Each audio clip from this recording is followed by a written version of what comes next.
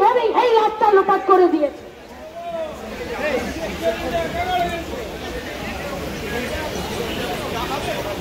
উত্তর দিনাজপুর যেখানে প্রতিবাদ করছে, সেখানে তৃণমূলীদের মেয়েদের গা থেকে ওড়না খুলে ফেলে দিয়েছে।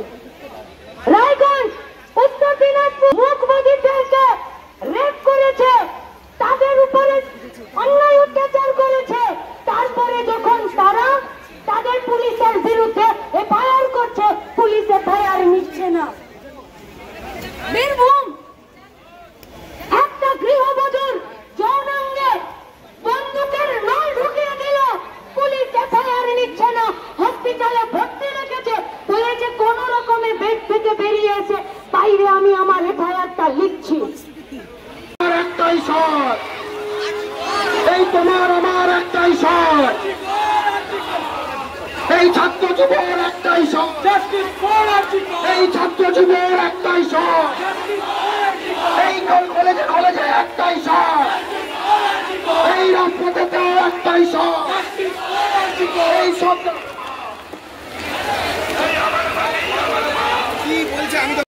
যে কলকাতার পুলিশের সঙ্গে এক সময় স্কটল্যান্ডের পুলিশের তুলনা করা হতো, সেই কলকাতা পুলিশে আজ মানুষ সবাই হাই হাই করছে। কারণ এই ঘটনা ঘটার পর পুলিশের পক্ষ থেকে যেভাবে নিরপেক্ষ তদন্ত করা উচিত ছিল, সে নিরপেক্ষ তদন্ত হয়নি। যে হাসপাতালে মেয়েটিকে মেরে দেওয়া হলো, সেই হাসপাতালে সেই মেয়েটির পোস্টমর্টম করা হলো, এবং সেই পোস্টমর্টম করে দড়ি ভরি পুলিশ যেভাবে তার মৃতদেহ নিয়ে গিয়ে পড়াবার চেষ্টা করছিল, তার প্রতিবাদে যদি যুব নেতৃত্বরা সামনে এসে গাড়ি না আটকাতো, তাহলে আজ আর মানুষ হয়তো এই ঘটনা জানতো না। আমি শুভবদ্ধ সম্পন্ন সমস্ত মানুষের কাছে আবেদন করব, এই রাজ্যে পরিবর্তনের পর মুখ্যমন্ত্রী 11তে আসার পর পার্ক স্ট্রিটের ঘটনা হয়েছিল। পার্ক স্ট্রিট থেকে কামদুনি, গেদে, হাতরাস সমস্ত জায়গাতে আজ রাজ্যে কোন একটা জেলা নাই যে সেই জেলাতে মহিলাদের উপর নির্যাতন হচ্ছে না। ভয় পেতে আসেনি, ওরা 6 জনকে ডেকেছে, আমরা আজকে এই 6 জন এসেছি। আমরা বলছি শুধুমাত্র এসএফআই ডিএফআই আইডুয়ার নয়, আমরা দেখলাম কিছুদিন আগে যখন ইস্ট বেঙ্গল মোহামেডানের সাধারণ সমর্থকরা মিছিল করেছিল, ওদের বাড়ি পর্যন্ত ওরা সমন পাঠিয়েছে। ওরা ভাবছে সমন পাঠালে হয়তো আমরা ভয় পেয়ে যাব। আমরা আজকে খালি লালবাজারকে বলতে এসেছি, আমাদের 6 জনকে ডেকেছেন, আজকে আমরা অল্প কজন এসেছি। এরপরেও যদি হেনস্থা না বন্ধ হয়, লালবাজারে আপনাদের কাজ করো আমরা বন্ধ করে দেব, এই কথা আমরা এখান থেকে বলে দিতে চাই। আমরা কোনো গুন্ডামি করতে আসিনি, কোনো ঝামেলা করতে আসিনি।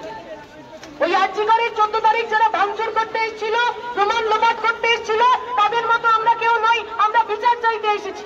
পুলিশের যে মানুষজন দাঁড়িয়ে আছেন এখানে আমাদের ব্যারিকেড করছেন, প্রশ্ন করবো তাকেও। ওই মেয়েটার কথা ভাবুন, যে যন্ত্রণা যে কষ্টের মধ্যে দিয়ে ওই মেয়েটা গেছিল। 9 তারিখ সকালবেলা যারা আমরা ওই মৃতদেহটা পেলাম, ভেবে দেখুন কতটা যন্ত্রণা, কতটা কষ্ট ওই মেয়েটার মুখের মধ্যে রয়েছে। ওর চোখের যে জমাট বাঁধা রক্ত, চোখ থেকে জলের বদলে যে মেয়েটার রক্ত বের হয়েছিল, সেই মেয়েটার যন্ত্রণার কথা ভাবুন। আর আপনার গায়ে যদি মানুষের রক্ত থাকে, তাহলে আসুন আমাদের সঙ্গে ওই মিছিলে, আমাদের মিছিলে হাঁটুন। আপনার বাড়ির মেয়ের নিরাপত্তার জন্য আমাদের সঙ্গে এসে দাঁড়ান। এই মুখ্যমন্ত্রী, এই পুলিশ মন্ত্রী, এই স্বাস্থ্যমন্ত্রী, যে সরকার প্রতিদিন অপরাধীদের বাঁচাতে চাইছে, তাদের মুখোশ টেনে খুলে ফেলে দিন। আমি কথা দীর্ঘায়িত করবো না, আমাদের স্পষ্ট কথা, পরিষ্কার কথা। প্রথম দিন থেকে ওই সন্দীপ ঘোষকে বাঁচানোর চেষ্টা যারা করছেন, সেই স্বাস্থ্য দপ্তরের মন্ত্রী মমতা ব্যানার্জিকে দায়িত্ব নিতে হবে। যে পুলিশ মন্ত্রী অপরাধীদের না ধরে আন্দোলনকারীদের বাড়িতে সমন পাঠাচ্ছেন, সেই পুলিশ মন্ত্রী মমতা ব্যানার্জিকে দায়িত্ব নিতে হবে। দায়িত্ব নিতে হবে পশ্চিমবঙ্গের প্রথম মহিলা মুখ্যমন্ত্রীকে। একজন মহিলা হিসাবে, পশ্চিমবঙ্গের সাধারণ নাগরিক হিসাবে প্রত্যেকের কাছে আমাদের অনুরোধ রইবে, এইবার আমরা যদি ওই স্বৈরাচারীদের না দেখাতে পারি, এইবার যদি এই সরকারকে না বোঝানো যায় যে পশ্চিমবঙ্গের মানুষ এখনো মরে যায়নি, পশ্চিমবঙ্গের মানুষের শরীরে এখনো ক্ষুদিরাম, প্রীতিলতা, রোকেয়াদের রক্ত বইছে, আমরা কোন স্বৈরাচারীর সামনে মাথা নিচু করব না, মাথা নত করব না। 9ই আগস্টের পর পশ্চিমবঙ্গের বুকে একের পর এক ঘটনা ঘটেছে, রেপের ঘটনা ঘটেছে, খুনের ঘটনা ঘটেছে, অ্যাসিড ছোড়ার ঘটনা ঘটেছে। বুঝছেন না আপনারা কেন সাহস পাচ্ছে অপরাধীরা?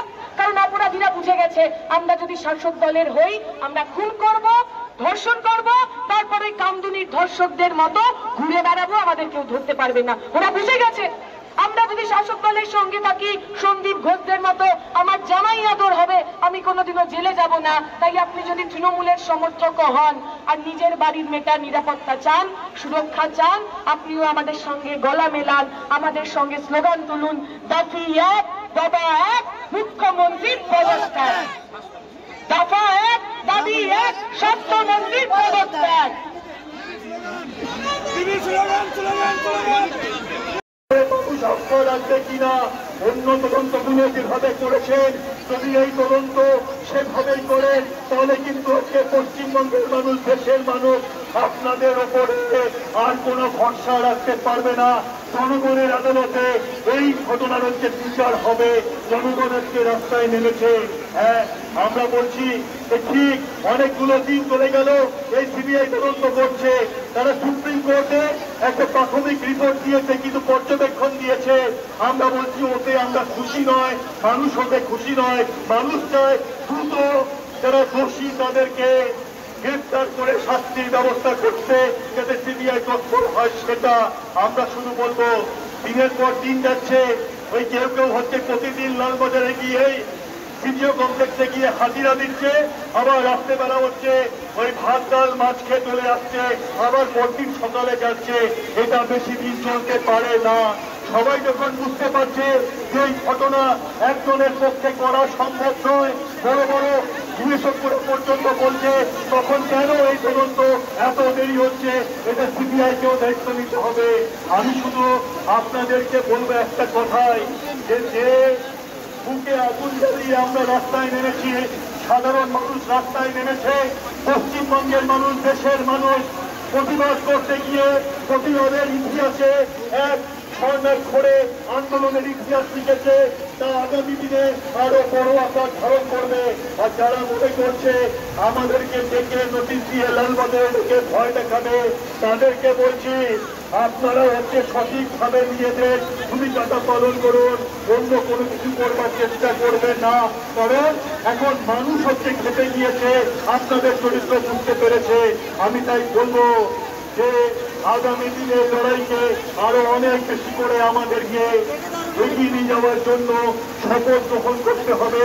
সাধারণ মানুষের ঐক্যবদ্ধ আন্দোলনকে এগিয়ে নিয়ে যাওয়ার যে দায়িত্ব, সেটা হচ্ছে আমরা পালন করব।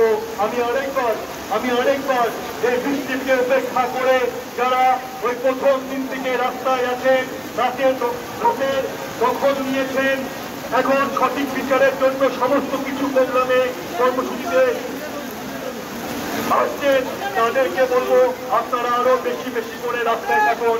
আপনাদের আরেকবার শুভেচ্ছা অভিনন্দন জানিয়ে আমার কথা শেষ করছি। এনক্লোজ জিন্দাবাদ, এসএফআই ডিওএফআই আইডোয়া জিন্দাবাদ।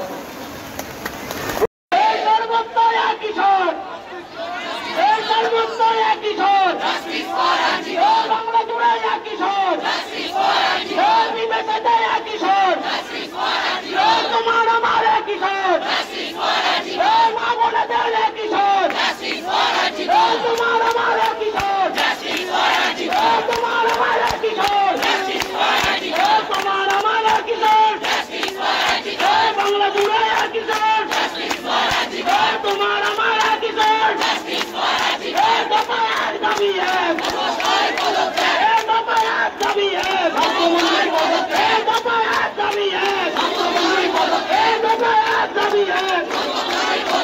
इनकलाब जिंदाबाद, इनकलाब जिंदाबाद, एसएफआई डीवाईएफआई आईडीओ करे पुकार, एसएफआई डीवाईएफआई आईडीओ करे पुकार। दफा एक दाबी एक, दफा एक दाबी एक, इनकलाब जिंदाबाद, इनकलाब जिंदाबाद। রাজনীতি বললে বড় মুখ্যমন্ত্রী চমৎকার, সেই ধরনের দাবিতে লড়াই চলছে, সেই ধরনের দাবিতে সংগ্রাম চলছে। আপনারা দেখছেন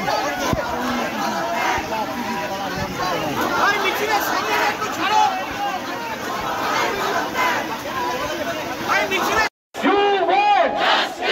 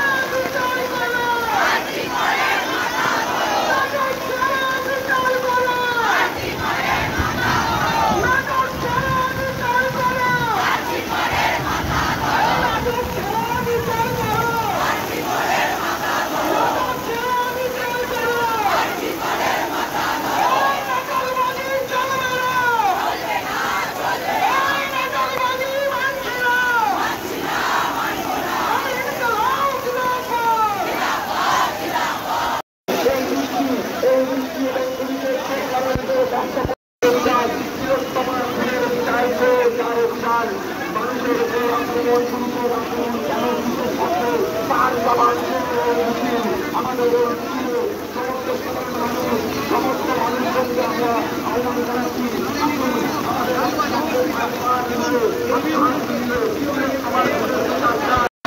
শাস্তি হবে ততক্ষণ পর্যন্ত আমরা একটি রাজপথ ছেড়ে যাব না।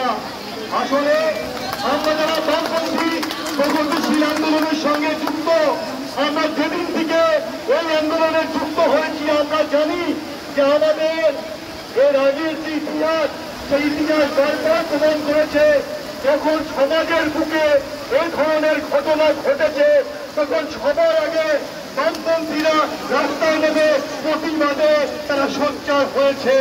তাই আমরা বলছি পুলিশ হয়তো আজকে আমাদের কয়েকজনকে নোটিশ পাঠিয়েছে, ওই নামে ওটা হচ্ছে নোটিশ। ওসব নোটিশকে আমরা ভয় পাই না। আমাদের কংগ্রেসরা একদম চোখের চোখকে কথা বলবার জন্য আজকে লালবাজারে এসে উপস্থিত হয়েছে। পুলিশের কাজ করবে, কিন্তু আমরা লালবাজারে এসেছি পুলিশকে কথা বলতে যে আজকে সুপ্রিম কোর্ট পর্যন্ত পর্যবেক্ষণ দিয়েছে যে এই ঘটনায় কলকাতা পুলিশের ভূমিকা কি ছিল। বিচারপতি বলছেন